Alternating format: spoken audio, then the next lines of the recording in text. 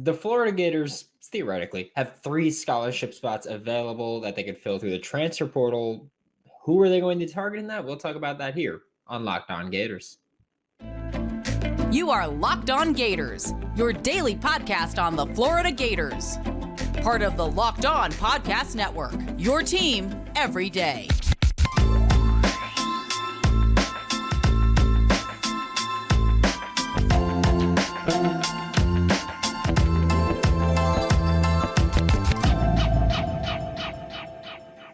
Hello and welcome back to another episode of Locked On Gators, part of the Locked On Podcast Network, your team every day. Thanks for making Locked On Gators your first listen of the day. We are available daily and free wherever you listen to podcasts. Happy Wednesday. My name is Brandon Olson. Find me on Twitter at WNS_Brandon. Find my written work with Whole Nine Sports, Giants Country, NFL 33. And yeah, the Florida Gators have, again, theoretically, 3 scholarship spots available because they've got 7 right now, but they have 4 signees from high school joining the team this summer. So when you have those spots available, you can kind of look at that in the transfer portal and go, okay, well, what are we going to do here? Because you kind of have to. But like I said, they got 78 players available, or they have 78 scholarship players right now. You've got 8 available. You're going to fill in with Eugene Wilson III, Dijon Johnson, Gavin Hill, and Caden Jones. And then you've got those 3 spots in the transfer portal, assuming you don't lose many more scholarship players, which, granted that it's been a few days since the spring game, probably not going to happen. But first up, we're going to talk about how we're going to fill that with quarterback, because obviously that's the first thing we're going to talk about. Billy Napier has said, hey, yeah, we're going to add to that room. We're already in the process of figuring that out. If that isn't Austin Simmons reclassifying, which, again, you know how I feel about it. I spoke about it on, I think it was Monday's show. I spoke about it where I was like, hey, it's not what I would do, but if it does happen, I wouldn't hate it. It's just not my personal preference. So if it's not an Austin Simmons reclassification, it's the transfer portal, right? And my concern still remains. I am not absolutely positive that there's going to be a genuine starter quality quarterback available in the transfer portal. Because again, right now, the guys who are likely to hit the transfer portal at quarterback, or most positions probably, guys who did not win the starting battle. But especially at quarterback, it's going to be guys who did not win the starting battle. And, well, if you didn't win the starting quarterback battle at your school, what have you done, unless you've been a starter before, what have you done that is going to make me say, okay, you are a starter quality quarterback in the SEC?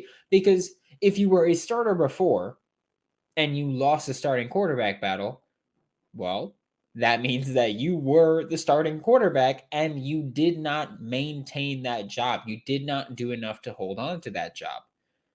If you are a starting quarterback hitting the portal, that's a bit odd, and not odd in a bad way, but odd as in that's not something that's going to be happening frequently. That's just not how it really plays out frequently in the second portal window. First portal window, sure. You want to take a step up in competition, step down, but you're a starter, whatever it is you want to do, great. There is, however, a rumor swirling around as of yesterday morning, and it is the same rumor that was swirling around. Not even swirling around. It's the same rumor of something that was going on in the first transfer portal window. That rumor, Grayson McCall, Coastal Carolina's starting quarterback for the past few years. Of course, he was with Chadwell, who then went to Liberty, and Grayson McCall hit the transfer portal, and the immediate thought was, well, is Grayson McCall going to follow Jimmy Chadwell to Liberty, or is he going to go to Auburn and go with Hugh Freeze? Or is he going to come to Gainesville and go with Billy Napier? And then for a multitude of reasons, it basically came down to, also shout out to Gator Dave Waters, for bringing this Grayson McCall rumor to light again on Twitter. But it basically came down to Coastal Carolina is academically compared to these major universities, the equivalent of a community college. It's Grayson McCall's credits wouldn't really transfer to Florida. That's still the concern at this point, which is what makes me think it probably won't happen. And that's not, that's not like me saying, oh, it's definitely not happening. But I don't know how in just a few months he would have fixed those transcripts in order to get him into Florida. So there's that. And I know Auburn is, I think he's a sports management major, and I think Auburn doesn't offer that. And so that's why it wouldn't matter for him. That's a minor in Auburn, I think. So the credits also don't line up because of that when he was considering Auburn. So long story short about Grayson McCall is just that I wouldn't hold my breath on the possibility of him coming to Florida. It would be cool if he did.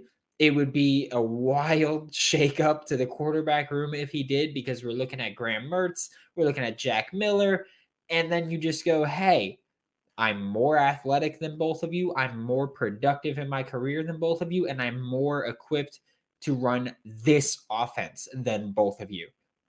But you'd have to learn the entire playbook, get the trust of the coaching staff, get the trust of this roster in just a few months. And I don't know if that's possible. That was my point on Monday. Also, I don't know if there's a starter quality quarterback available in the second transfer portal window.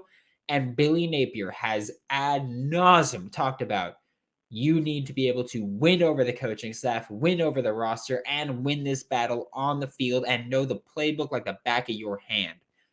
I don't think it's possible to do all of those things in just 4 months, which is why I've been saying I think if you're adding someone in the portal, you add someone that's going to compete for the starting spot next season, because it's just so difficult to pick everything up. And I know that quarterbacks are different mentally. Like, I know that quarterbacks can learn these things incredibly quickly, and it's incredibly impressive. I don't care what school you went to, what the academics say, what your credits say. If you could play quarterback, odds are your football IQ is pretty high. Granted, you could argue, oh, RPO offense, option offense, whatever. Sure, argue whatever you want. Argue with your cat. Don't argue with my cat. She doesn't want to hear it either. And I don't want to hear it. Because again, I think it's just incredibly difficult to do all of those things. You can pick up the playbook, but can you pick up the playbook and win over the coaching staff and the roster while also proving to everybody on the field that you should be the starting quarterback? In 4 months? Oh, that's a toughie. That is a toughie. But we are going to flip to the defensive side of the ball for this next segment. But first, today's episode of Locked On Gators is brought to you by FanDuel Sportsbook, America's #1 sportsbook. #1 on the field, #1 in your heart. New customers get a no-sweat first bet up to $1,000. But like I've been talking about, the profit boosts have been incredible. I got 2 boosts waiting for me today. I got a 25% boost for the NBA. I got a 50% boost for the MLB. And obviously, by the time you're listening to this, those bets will have been made, placed, and settled, whether they win or not. But I haven't decided what I'm betting yet. And I'm recording this before the Knicks play the Cavs because I am a Knicks fan. And so I'm recording this right before that game. So we'll see. Maybe I bet on that. Who knows? Who's to say? Don't miss the chance to get your no sweat first bet up to $1,000 back in bonus bets when you go to FanDuel.com/lockedon. That is FanDuel.com/LOCKEDON to learn more. Thanks again for making Locked On Gators your first listen of the day. We are available daily and free wherever you listen to the podcast. And shout out to you everydayers. I'm going to say this. Please do like, subscribe, comment. If you're listening on Apple Podcasts or Spotify, but you have an iPhone, please leave an Apple Podcast review. Auburn fans got very mad at me for making fun of them losing the series to Florida and gave me nice little 1 stars for that. So that was super fun. And also link it in the description below to the Locked On Gators Discord. Feel free to join that. We're having a blast in there. But talking about the transfer portal again, I think the next position that Florida is probably looking to add, because again, you have 3 scholarship spots, and if you're going to add one player at 3 different positions, you go quarterback first. I think second, you look into the secondary. But then, sorry, I hate myself too. Don't worry about it.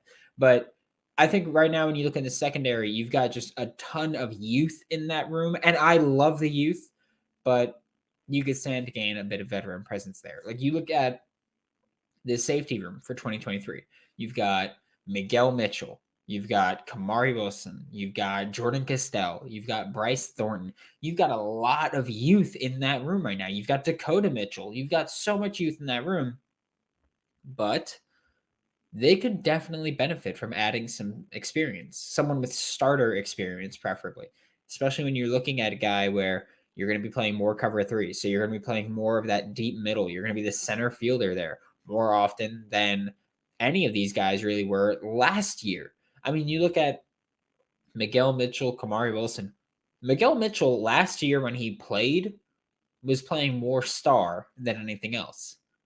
Kamari Wilson last year when he played was playing more of a box safety type role than anything else. Jordan Castell last year when he played, guess what he was doing when he was when he was a high school senior? He was playing boundary cornerback. Okay?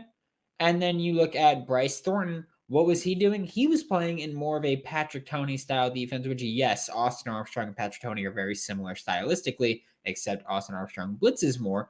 But Bryce Thornton was playing more of that quarters coverage type of safety role where he was helping on one side or he was taking that whole side, and it was a whole thing. So it's kind of different from being that deep safety. So if you could add a DB that has that deep middle experience, that'd be fantastic. Or you look at the star position right now. Jaden Hill and Jadarius Perkins are the two guys that are primarily fighting for the starting spot. Sharif Denson's in there as well, but more of the backup type there because obviously true freshman against veteran talent.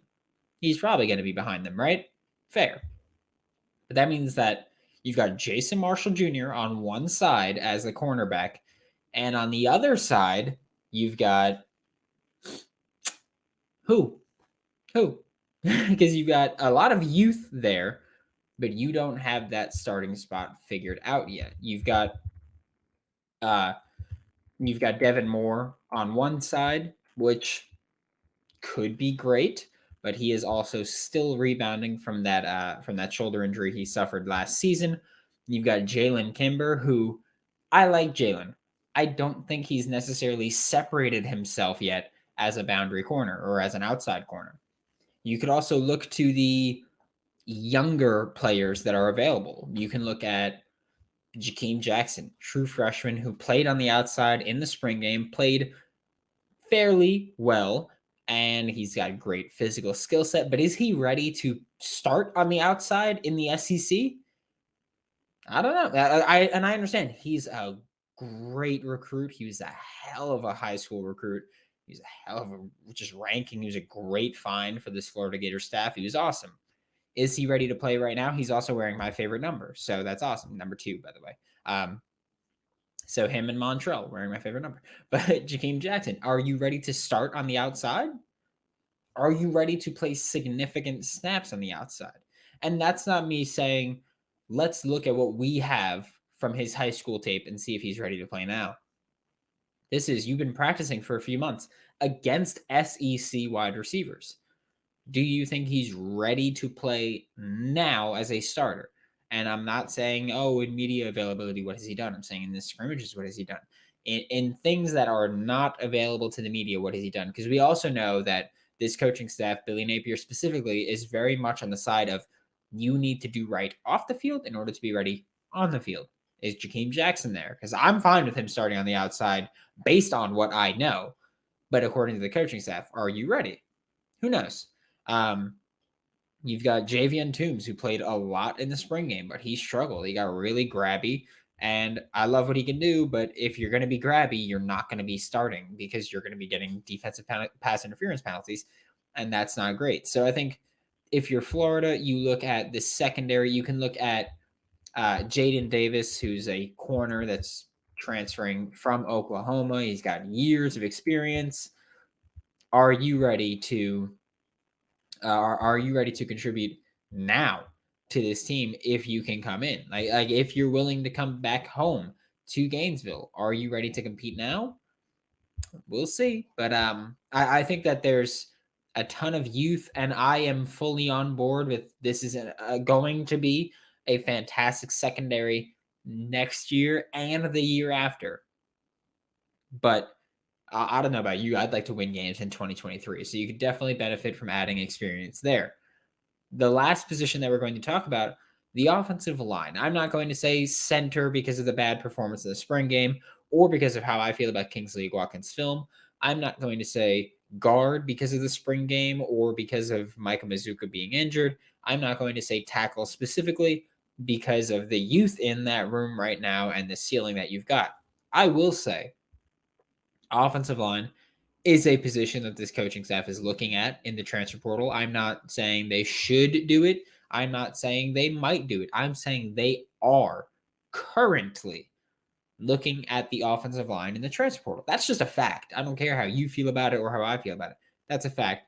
But I will say you should feel good about looking to add to the offensive line, partially because of that poor spring game performance.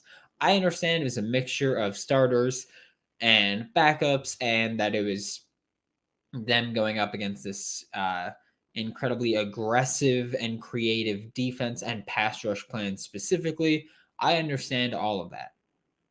However, that doesn't change. It was a poor performance all around. It just wasn't a great offensive line performance, or not even wasn't a great. It was a bad offensive line performance. That's why everybody's complaining about these passing attacks sucked. The quarterbacks sucked. Everything sucked in the spring game. A lot of that stemmed from the offensive line. No way around it. A lot of that stemmed from the offensive line's poor performance, whether it was snaps, whether it was pass blocking. It was just a bad performance. Also, for the Florida Gators, you need another body in that offensive line room. Because guess what? David Connor, you lost him. You're down a body. David Connor was a mid-year enrollee. He's not with Florida anymore. He left the program. He's hitting the transfer portal. I haven't even asked the reason why. I haven't looked into the reason why, because when it comes down to it, genuinely, there's no need to do that. Like David Connor did not play in 2022. He wasn't on track to play significant snaps at all in 2023. Maybe that's what it was. Maybe it was something with the coaching staff that they disagreed on. Maybe it was just, he wants to leave. I'm not going to delve into it too much. It's not my priority. And I know injuries piled up, and that made it difficult for the Florida Gators in the spring game to field the offensive line they wanted to field. But, and I understand also going, they'll be healthy for the season. What if they're not? like what if we go, oh yeah, no, they'll be healthy for the season. So who cares? Why do it? Because they might not be healthy for the season. Injuries can pile up at any time, at any position. It's football. You're in a car crash every single play if you're an offensive lineman. So injuries are going to pile up at certain points, most likely. I will knock on wood right now and hope they don't. But realistically, if you're this coaching staff, you need to go, okay, injuries have piled up in the spring. It is possible they pile up again this fall. It is possible we lose another player or two to the transfer portal. Not that I'm saying that I've heard anything about that, but I'm just saying it's obviously a possibility, and you need to be prepared for those things. That's part of being a football coach. Also, we know that Florida has been working to set up a visit with Josh Simmons, who's 6'6", 305 pounds. So he kind of fits that Florida Gators, Billy Napier, Rob Sale, Darnell Stapleton physical mold of what they look for in their tackles or in their offensive linemen. Josh Simmons is a right tackle. He's only played right tackle at San Diego State, but 6'6", 305 pounds. He's tall. He's pretty heavy. He's got great length. He's powerful. And so he's someone that Florida's trying to set up a visit with as we speak, according to Jacob Rudner of 24/7. So Josh Simmons is being talked to, and Florida's looking at adding him and trying to set up a visit with him. He's not the only offensive lineman that the Florida Gators are going to try to bring in from the transfer portal. That's a fact. This is not the kind of coaching staff that's going to go, yep, one guy and we're good. No, but this is the start. This is the visit that they're setting up where a guy's going from the Mountain West and he's looking to take a step up to the SEC. Also, Josh Simmons was a 4-star recruit in 2021 when he came out of high school to San Diego State. So this is not, Florida's trying to add an overlooked guy. No, this is a 4-star recruit. This is a blue chip talent that blue chip Billy is looking to add to this offensive line room. Also, even if it wasn't injuries, even if you didn't lose David Conner, even if you didn't have a poor spring game performance, Florida should be looking to add to the offensive line. And knowing this coaching staff, Florida is always going to look to the offensive line. They're an offense that they want to run the ball 1 billion times a game if they could. They're an offense that your offensive coordinator is an offensive line coach. That you've got 2 full-time on-field offensive line coaches. You've got even more as far as off-field guys go and analysts and support staff and all that stuff. So you've got a ton of emphasis on the offensive line. Yeah, the Florida Gators are always going to look to add to the offensive line. That's what they do. They know in the SEC, you win games in the trenches. That's how it is. Yeah, you need to be able to throw the ball. You need to be able to play pass coverage, but offense and defense, you win in the trenches. So Florida looking to add to the trenches, looking to improve there, and you can always get better, right? Especially when you're an offensive line that's gotten through so much turnover in just the past 6 months alone. Yeah, there's been a lot going on. But thanks for making Locked On Gators your first listen of the day every day. We'll be back tomorrow with John Garcia to talk some Florida Gators recruiting. For Locked On Gators, I'm Brandon Olson. Don't forget to follow me on Twitter at WNS_Brandon. Find all my written work with Whole Nine Sports, Giants Country, NFL 33, and I will see you all